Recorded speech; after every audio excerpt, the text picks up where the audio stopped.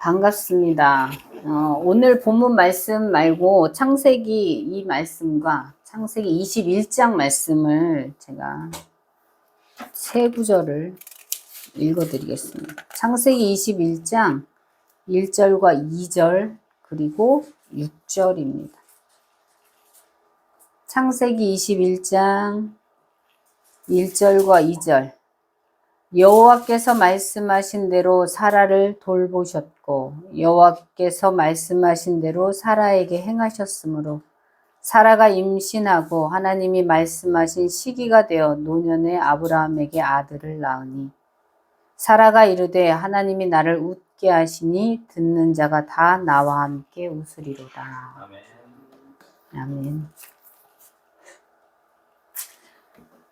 한 주가 지났는데요. 3월 8일이 무슨 날인지 아세요? 네. 3월 8일에 영부인인 김혜경 여사가 숙명여대 가서 연설하던 내용이 있어요. 특별한 날이기 때문에 아마 그곳에 가서 그 어떤 메시지를 전했겠죠. 3월 8일은 세계 여성의 날입니다. 남성의 날은 남성의 날은 없습니다. 남성들은 아주 옛날부터 기득권을 쥐고 있었기 때문에 투쟁하며 살아온 역사가 아닙니다. 38 세계 여성의 날은 전 세계 여성들이 빵과 장미를 요구하며 한 목소리를 내는 날입니다. 왜 도대체 빵과 장미를 외칠까라고 하는 생각이 들 텐데요. 1908년 3월 8일에 미국 뉴욕의 러트거스 공장에 여성 섬유 노동자들 15,000명이 모였습니다. 이유는 그 섬유 공장에서 불이 났는데 여성 노동자들이 아주 많이 죽음을 맞이했기 때문입니다. 광장에 모인 여성 노동자들은 아주 장시간의 노동, 그리고 성적인 괴롭힘, 남성에 비해 불공평한 대우, 이러한 것들을 가지고 노동 조건을 개선해 달라, 그리고 우리에게도 참정권을 달라라고 요구했습니다. 그 당시만 해도 여성들이 정치에 참여할 수 있고 투표를 할 수 있는 그런 권한이 여성에게는 없었던 겁니다. 그래서 여성 노동자들의 구호는 우리는 빵과 장미를 원한다 였습니다. 빵은 굶주림에서 벗어날 수 있는 생존권을 의미하고 장미는 인간답게 살기 위한 권리, 즉 참정권을 의미하고 있습니다. 이 빵과 장미는 여성 노동자들의 투쟁이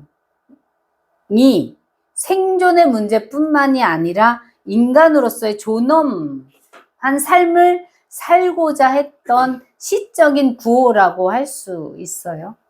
이렇게 1908년에 그렇게 시작해서 1909년에 여성 노동자들이 다시 모였는데 13주 동안 계속 파업을 이어갔다고 합니다.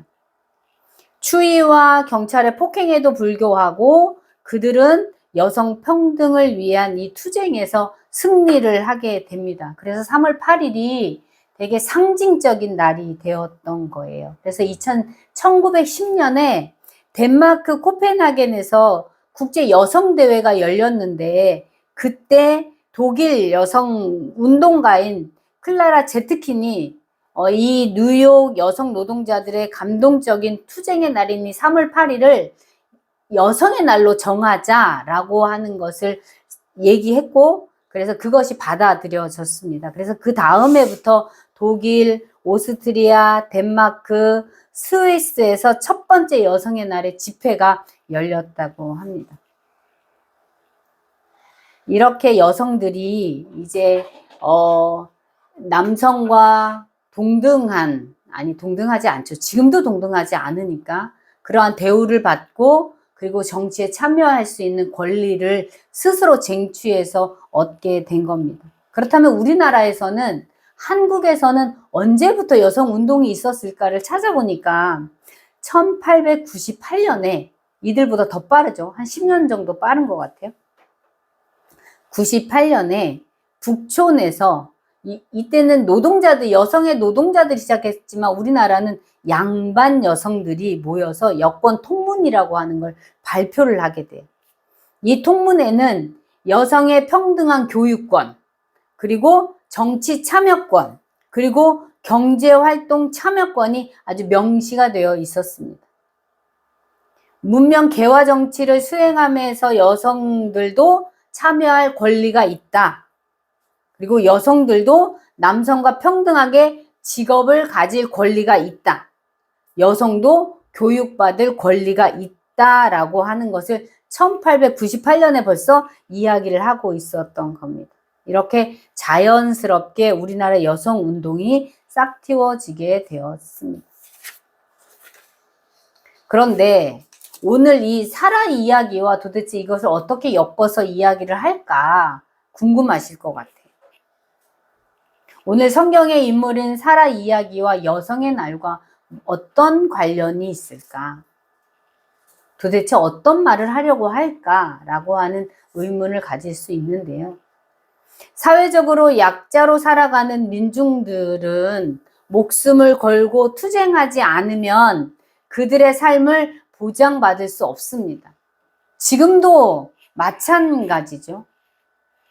저는 사라 이야기를 읽으면서 사라가 겪었던 삶이 100년 전 아니면 120년 전 여성들의 삶이고 현재를 살아가고 있는 우리들의 삶이 아닌가 하는 생각을 하게 되었습니다. 창세기 11장 27절 이하 이제 말씀을 이렇게 쭉 살펴보면 아브라함의 아버지 데라의 족보와 그들의 자녀들이 이야기 속에 등장합니다. 아브라함이 장가를 들었는데 그의 아내 이름은 사레다. 임신하지 못함으로 자식이 없었더라 라고 사례를 소개하고 있습니다. 아브라함은 하나님의 약속을 따라 가나안 땅으로 가게 되죠. 가나안에서 베델과 아이를 지나 남방으로 옮겨갈 때 기근이 심해서 애굽까지 내려가게 됩니다. 아브라함은 사라에게 한 가지 제안을 하게 되는데요. 어떤 이야기를 하냐면 당신이 너무 아름답다.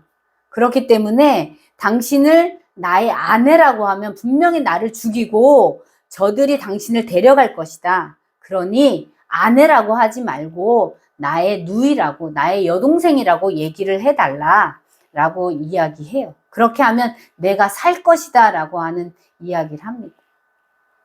사라가 그 아브라함의 그 친척이었으니까 여동생이라는 말도 맞기는 합니다. 아마 사라가 아이를 낳고 어머니로서의 삶을 살고 있다면 이 제안을 안 받아들였어도 될 거예요. 그런데 사라는 아이를 낳지 못하는 상태였기 때문에 아마 거절할 수 없었을 겁니다. 그 결과가 어떨 것이라고 하는 걸 알 수도 있죠. 여성이 그 왕에게 바쳐진다? 아니면 왕이 이 여성을 특별하게 선택해서 데려간다라고 하는 건 그 여성의 삶이 아브라함의 아내로서의 삶이 아니라 왕의 여자로서의 삶을 살 수밖에 없다라는 걸 우리는 너무나도 잘 알고 있습니다. 아브라함 스스로도 어쩌면 사례를 보내는 것이 어떤 것인가에 대한 건 너무나도 잘 알 겁니다. 애굽에 이르렀을 때 아브라함의 예상은 적중했습니다. 애굽 사람들이 사라의 아리따움을 보고 그를 바로의 궁으로 데려갑니다. 그로 인해 바로가 아브라함을 후대했고 그리고 아브라함에게 소와 양과 암수 나귀와 낙타 많은 재산을 주었다라는 이야기를 하고 있습니다. 아브라함은 바로가 주는 그 모든 것을 또 받습니다. 그리고 많은 재산을 가지고 애굽에서 나오게 되죠. 여기까지 보면 사라에게 생존권이라고 하는 게 있는가라고 하는 질문을 할 수 있고 그리고 사라에게는 생존권이 없고 사라의 생존권은 아브라함에게 있다는 것을 알 수가 있습니다. 사라 스스로가 선택할 수 있는 것이 아무것도 없었습니다. 그런데 온전히 혼자라고 생각하는 순간 이것을 지켜보시던 하나님의 진노가 바로의 집에 내려지게 되죠. 바로는 하나님의 진노하심에 놀라 아브라함에게 이야기를 합니다. 어찌해서 너의 아내를 아내라고 말하지 않고 누이라고 말했느냐? 왜 나를 속였느냐? 라고 이야기합니다. 이 한마디로 바로는 사례를 아브라함에게 돌려줍니다. 그리고 아브라함은 그 모든 자기가 받은 모든 소유물을 다 가지고 애굽을 떠나오게 됩니다. 하나님의 개입이 없었다면 아브라함 스스로 아내를 포기하고 자신만 살아남게 될 수 있었겠죠. 내가 살아남기 위해서 그 약한 누군가를 희생시키는 삶을 아마 살았을 겁니다. 사라는 또 기근이 심해 먹고 살기 힘들었지만 그 남편과 함께하는 삶을 선택하고 그와 함께 살고 싶었을 거예요. 이것을 볼 때 여성인 사라가 정말 얼마나 취약한 존재인가, 얼마나 취약한 약자인가라는 걸 우리는 알 수가 있습니다. 또한 사라는 아이를 낳지 못하는 여성이었습니다. 우리 조선시대에 보면, 요즘도 아마 그런 사람이 있는 것 같아요. 제가 상담하는데, 딸만 넷을 낳은 분이 있거든요. 그분하고 상담하는데, 정말 딸을 넷 낳고, 딸을 낳을 때마다 시어머니의 구박, 그리고 그 남편은 딸을 자기 자식으로도 인정하지 않는, 그게 불과 몇십 년 전의 이야기더라고요. 그리고 남편이 몇 년 전에 돌아가셨는데 그 이후에 딸들이 너무 엄마한테 잘하는 거예요. 그래서 정말 내가 딸 낳기를 정말 잘했구나라는 생각을 했는데 남편은 아예 그 딸들을 자기 자식으로 인정도 하지 않고, 할머니는 정말로 그 손녀들을 안아주지도 않는 그러한 삶을 살았다. 자신은 너무 억울하다. 이런 말씀을 하시는 분이 계셨어요. 근데 조선시대에 보면 칠거지약이라고 해서 아이를 못 낳는 여성, 딸을 낳던 아들을 낳던 아이를 못 낳는 여성은 마음대로 쫓아낼 수도 있는 법이라고 하는 게 있었잖아요. 옛말이라고 하지만 현재 제가 만나고 있는 분들 중에 그러한 삶을 살아가고 있는 분들도 있습니다. 근데 역시 여성들은 아마 마음의 부담감이 되게 많지 않나라는 생각을 합니다. 아들을 못 낳는 것도 여성의 책임이라 그러고, 아이를 못 낳는, 아들이 아니라 아이를 못 낳는 것도 여성의 책임이라고 얘기할 때가 불과 얼마 전이었던 걸 알 수 있습니다. 이스라엘도 마찬가지죠. 옛날에 조선시대 더 이전에 여성들의 삶이 아이를 못 낳는 여성들은 죄인이었다면 이스라엘에서도 마찬가지예요. 당시 아이를 낳을 수 없다는 것은 자신의 삶이 어떻게 전개될지 너무나 막막한 삶입니다. 아이를 낳지 못한다는 이유로 쫓겨날 수도 있기 때문이죠.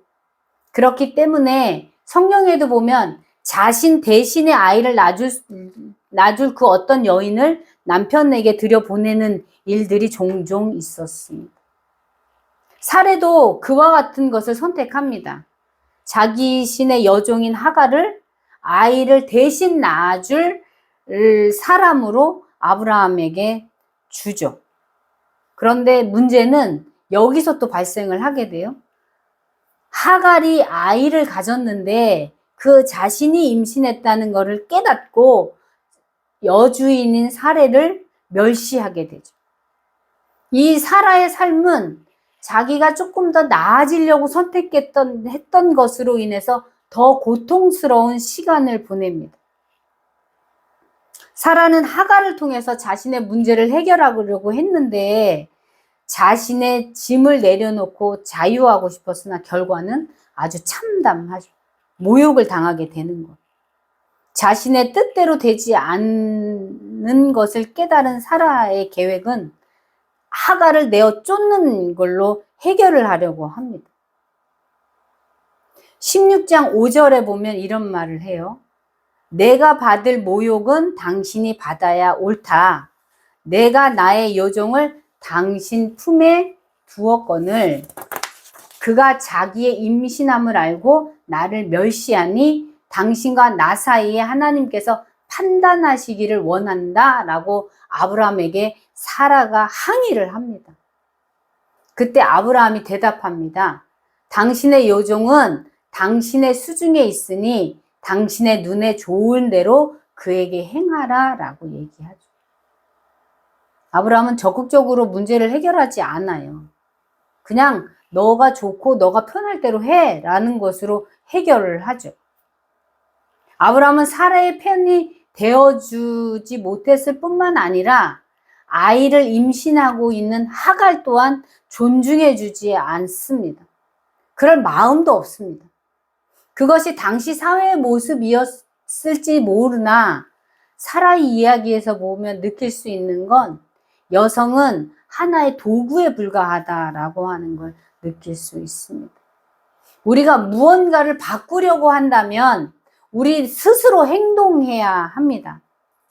바로 앞에 있던 사라는 자신을 위해 변론하지 못했습니다. 아니, 하지 않았겠죠. 아니, 할 수가 없었을 겁니다. 자신이 입으로 그 아브라함의 아내라고 말하는 순간 아브라함이 겪어야 하는 많은 것들이 생각났겠죠. 애굽에 거하고 있는 가족들의 삶이 어떻게 될지, 죽음을 당할 수도 있고 거기에서 내쫓김을 당할 수도 있고 어떤 일들이 펼쳐질지 아마 되게 불안하고 무서웠을 거예요. 그래서 말하지 못했을 겁니다. 제가 이렇게 가정폭력이나 여성폭력에 대한 상담을 하다 보면 내담자들이 종종 이런 얘기를 해요. 내가 잘하면 지나갈 수 있을 줄 알았어요. 내 가족들이 편해질 수 있을 줄 알았어요. 라고 하는 얘기를 종종 들어요. 내가 참으면, 내가 조금 더 잘하면, 내가 비율을 잘 맞추면 우리 가족들이 그냥 편안하게 살아갈 수 있었을 거라고 생각했다라는 말을 참 많이 합니다. 자신 혼자 희생하려고 하는 마음이 되게 커요. 그래서 주변 사람들에게 더 말하지 못하죠. 내가 잘못해서요. 내가 말을 안 들어서요. 라고 하는 말로 자신의 탓으로 돌리기도 합니다. 그리고 많은 사람들은 얘기해요. 야, 남들이 그거 알면 창피하잖아. 너 고개 못 들고 다닐 거야. 라는 얘기를 하죠. 그리고 너만 그렇게 사는 게 아니야. 대부분의 많은 여성들이 그렇게 참고 살아. 라고 하는 얘기를 합니다. 아마 아브라함이 그랬듯 그 가족들도 많은 짐을 사라에게 지워 놓았을 수도 있습니다. 우리는 남의 이목을 되게 중요하게 생각하고 남들이 수군거리는 말에 우리의 많은 마음들을 접을 때가 정말 많습니다.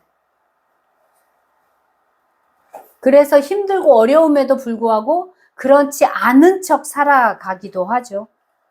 타인과 나를 비교하며 다른 사람들은 더 힘든데 라며 나는 그래도 그나마 괜찮아 라고 하는 말을 할 때도 참 많습니다. 그러나 때로는 말할 용기를 낼 필요가 있습니다. 나의 삶을 바꾸는 건 내가 표현하고 이야기할 때이기 때문입니다. 이후에 사라는 어떤 선택을 하냐면 하갈을 학대하고 하갈을 집에서 내어 쫓습니다. 근데 하나님은 철저하게 약자의 편이라고 하는 걸 하나님께서 다시 보여주세요. 사라가 바로 앞에서 두려워 떨고 있을 때 사라를 구원하신 그 하나님께서 광야에 내어 쫓겨서 울고 있는 하갈을 찾아가 하갈을 축복하고 하갈을 위로해 주는 걸 볼 수가 있습니다. 하나님께서는 우는 자의 눈물을 씻어주시고 아픈 자의 고통을 덜어주시며 그들의 외침을 간과하지 않습니다. 우리의 모습은 어떻습니까? 약자의 편에서 그들을 위로하고 보듬어 주고 계십니까?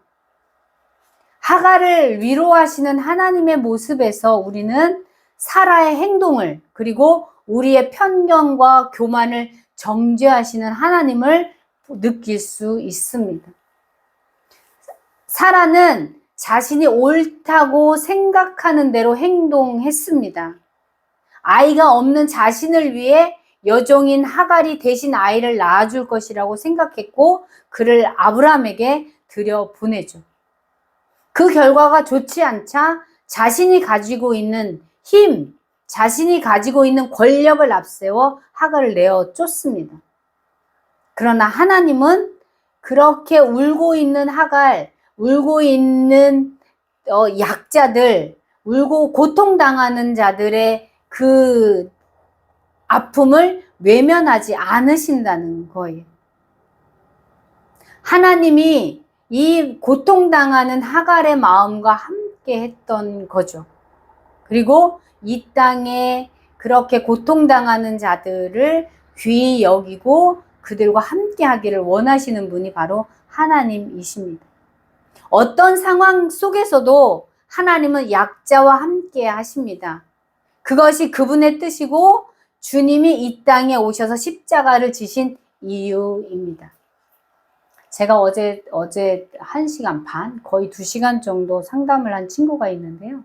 그 친구하고 상담한 게 한 3년쯤 된 것 같아요. 그 친구는 성폭력 피해자이기도 하고 그리고 가정폭력 피해자이기도 합니다. 지금도 그 가정에는 폭력이 난무해요.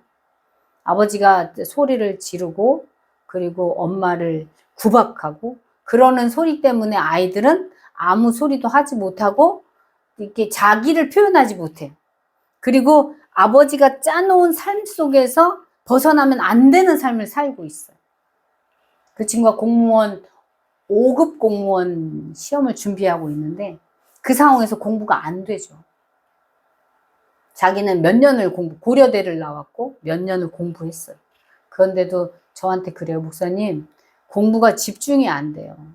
그리고 그 공부를 제가 왜 해야 되는지 모르겠어요. 아빠를 기쁘게 하기 위해서 아빠가 그걸 원하니까 공부하고 있는데요. 근데 너무 힘들어요. 그래서 1차 시험은 봐서 합격을 했는데 2차가 면접이래요. 그 면접을 아주 잘 봐야 통과해서 공무원 사무관으로 이제 들어갈 수 있는 거잖아요. 근데 1차까지는 붙는 거예요. 2차가 너무 힘들고 너무 고통스러워서 이 친구는 준비 자체를 못 해요. 그러니까 계속 몇 년 동안 1차는 합격을 해. 2차에서 계속 안 되는 거예요. 그러면서 그러다 보니 이제 그게 신앙적인 거하고 아빠의 권위하고 이게 자꾸 맞물려가지고 신앙생활 하는데도 너무 힘들어요. 그래서 저한테 신앙 상담하고 폭력 상담하고 이런 걸 같이 병행하고 있는 친구거든요. 근데 그 친구를 하나님께서 얼마나 사랑하시는지 막 느껴질 때가 있어요. 그 친구가 살아내기 위해서 정말 그 고통을 감내하면서도 그 애쓰는 모습이 있거든요. 그리고 어떻게 해서든지 하나님을 부여잡으려고 하는 그 마음이 있어요. 그걸 볼 때마다 너무나 안타깝죠. 그래서 너의 모습이 어떻든지 간에 그냥 하나님은 그냥 너의 모습 그대로를 사랑하시는 분이 하나님이시다라고 얘기해도 무엇 때문에라고 하는 걸 너무나 많이 받고 있기 때문에 자기는 이래서 사랑받지 못하고 이래서 우리 하나님이 자기 편이 아닌 것 같고 막 이래요.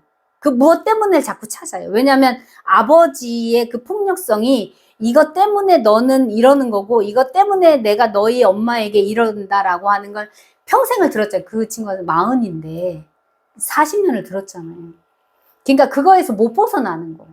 그러다 보니 신앙생활 할 때도 자기가 조금이라도 그것을 하나님의 뜻에서 벗어난 것 같다라고 생각하면 자기 혼자 자책을 너무 많이 하고 회개를 너무 많이 하고 그래도 이게 풀어지지가 않는 거죠. 그래서 그 부분에 대해서도 저랑 같이 꾸준히 이야기를 나누면서 참 많은 생각을 하고 있는 친구예요. 그래서 목사님을 만나게 된 계기가 정말 안 좋은 걸, 자기가 성폭력 피해자로 만났으니까 안 좋은 걸로 만났지만 지금 돌이켜보면 그 일로 인해서 정말 많이 저는 성장하고 있어요 라고 하는 얘기를 정말 많이 들었거든요. 너무너무 감사하더라고요. 어쩌면 우리는 사람에 의해 실망하고 좌절하고 고통스러울 때 사람이 아닌 하나님께서 우리의 위로자가 되어 주신다라고 하는 걸 하가를 통해서도 그렇고 제가 만나는 많은 사람들을 통해서 생각하게 됩니다. 관계 속에서 우리는 너무나 어렵고 힘든 많은 것들을 경험합니다. 주님은 우리를 위로하시기를 원하고 우리와 함께 하시기를 원하신다는 걸 말씀을 통해서 너무나 극명하게 보여주고 있습니다. 하나님께서 아브라함을 아브라함으로 바꿔주셨듯이 사레를 사라로 바꾸어 주십니다. 사라의 이름의 뜻을 보면 여왕, 열국의 어미라고 하는 그 뜻을 담고 있습니다. 그리고 이름을 바꾸어 주시면서 아들이 있을 것이라는 것을 말씀하여 주시죠. 그리고 민족의 여러 왕들이 사라에게서 날 것이라고 하는 약속을 하나님께서 해주십니다. 근데 그 이야기를 사라가 장막 뒤에서 들어요. 오늘 본문 11절과 12절 말씀을 보면 사라는 자신의 상황을 바라보면서 이야기해요. 나이가 많다. 나는 나이가 너무 많다. 그리고 여성으로서 이미 생리가 끊어졌기 때문에 아이를 낳을 수가 없다. 나만 그런 게 아니다. 아브라함 또한 많이 늙었다. 그래서 나에게는 즐거움이 없을 것이다. 라고 하는 얘기를 하죠. 사라는 이 당시에는 아주 부정적인 웃음을 웃습니다. 그래서 사라의 마음을 알고 14절에 말씀하세요. 여호와께 능하지 못한 일이 있겠느냐? 기한이 이를 때 내가 내게로 돌아오리니 사라에게 아들이 있을 것이다. 라고 말씀하세요. 하나님의 응답을 기다리고 계십니까? 연약함을 마음에 두고 환경을 바라보면서 믿음으로 고백하기를 두려워하고 있지는 않습니까? 하나님은 우리의 환경을 뛰어넘는 분이십니다. 당신의 주권적으로 역사하시는 분이 바로 하나님이시죠. 그러면서 우리에게 말씀해 주세요. 믿고 구한 것은 받은 줄로 믿으라. 그리하면 그와 같이 되리라. 이 음성이 지금 저와 여러분에게도 날마다 들렸으면 좋겠습니다. 사라는 아들을 낳은 후에야 고백합니다. 믿음으로 고백하죠. 하나님이 나를 돌아보셨고 나를 웃게 하셨다. 아들을 낳기 전까지는 너무나 많은 것들이 억눌려 살았던 사람이에요. 그러나 결국은 하나님으로 말미암아 웃을 수 있는 자가 된 것입니다. 우리의 삶의 모든 서러움이 씻겨지는 순간이기도 하죠. 삶의 안정을 찾는 순간이기도 합니다. 지나온 자신의 삶을 온전히 보상받는 날이기도 하죠. 하나님께서 약속하셨듯 이삭을 통해 이루어질 것들만 바라보면 되는 겁니다. 그 모든 과정을 거친 후에야 나의 나됨을 고백하는 순간이 옵니다. 사라가 겪어내었을 수많은 시간이 그것이고, 그리고 우리 스스로가 나되기 위해 겪어내고 있는 수많은 시간 또한 그것입니다. 견뎌내야 하는 시간이 필요합니다. 그리고 받아들여야 하는 시간 또한 필요합니다. 그 후에 하나님께서는 각자에게 맞는 응답을 해 주실 겁니다.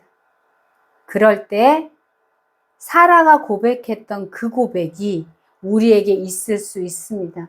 하나님이 나를 돌아보셨고 나를 웃게 하시니 듣는 자가 다 나와 함께 웃으리로다. 창세기 21장 6절 말씀입니다. 우리는 수많은 문제들과 맞닥뜨릴 수밖에 없습니다. 때로는 생명의 위험을 느낄 수도 있습니다. 당연히 누려야 하는 행복과 멀리 있을 때도 있습니다. 그러나 우리에게 주시는 주님이 주시는 이 도우심과 주님이 주시는 웃음이 있기 때문에 우리는 견뎌낼 수 있습니다. 결코 우리를 실망시키지 않는 분, 결코 홀로 있게 하지 않는 분, 세상의 모든 사람이 나를 어려움에 몰아내도 우리를 붙들고 계신 분, 그분이 바로 주님이십니다. 그분이 바로 하나님이십니다. 한 주간 우리가 살아내면서 하나님께서 사라를 웃게 하셨듯 우리를 웃게 하시는 일들을 경험하였으면 좋겠습니다. 그리고 고백했으면 좋겠습니다. 나의 모든 날 동안 나와 함께 하시는 분이 바로 주님이라고. 내가 너무나 힘들고 어렵지만 나를 붙들고 계신 분이 바로 주님이라고 고백하는 한 주가 되었으면 좋겠습니다. 기도하겠습니다. 사랑이 많으신 하나님, 감사합니다. 사라가 고통의 순간에 있을 때 그를 외면하지 않으셨던 하나님, 웃을 수 없다고 고백하는 그의 입술 속에 때가 되면 반드시 이루어질 것이라고 응답하여 주시는 하나님, 그래서 사라가 하나님께서 나로 웃게 하셨다라고 하는 그 고백을 할 수 있도록 붙들어 주신 그 하나님이 지금 우리와 함께하고 있습니다. 하나님, 힘들고 어려운 순간들이지만 하나님께서 나를 붙드시고 지금도 나와 함께 하신다라고 하는 그 고백을 우리의 입술을 통해서 할 수 있도록 믿음을 허락해 주시길 원합니다. 우리의 자녀들을 놓고도 우리가 기도할 때에 그의 삶을 이끌어 가시는 분은 하나님이십니다 라고 하는 그 고백이 우리의 입술에서 드러날 수 있도록 하나님 도와주옵소서. 아이들이 살아가는 날 동안 하나님을 의지하고 살아갈 수 있도록 하나님께서 붙드시고 인도하여 주옵소서. 오늘 사라가 고백했던 그 웃음의 고백이 한 주간 우리에게도 넘쳐날 수 있도록 하나님 인도하여 주옵소서. 감사드리며 예수님 이름으로 간절히 기도합니다. 아멘.